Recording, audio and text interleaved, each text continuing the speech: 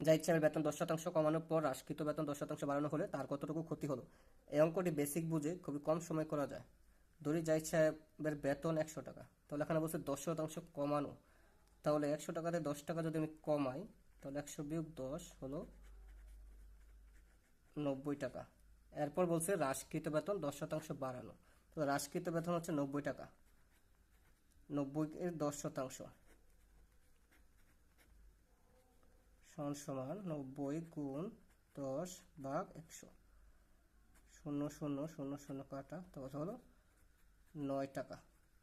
হ্রাসকৃত বেতন বেড়েছে 9 টাকা। তো হ্রাসকৃত বেতন 10% বাড়ানোর পর নতুন বেতন হবে 90 + 9 টাকা সমান সমান 99 টাকা। তাহলে তার ক্ষতি হবে, এখানে আগে বেতন হচ্ছে মূল বেতন 100 টাকা, আর এখানে হ্রাসকৃত বেতন বাড়ানোর ফলে হচ্ছে 99 টাকা। তাহলে তার ক্ষতি হবে 100 - 99 টাকা সমান সমান 1 টাকা। আশা করি সবাই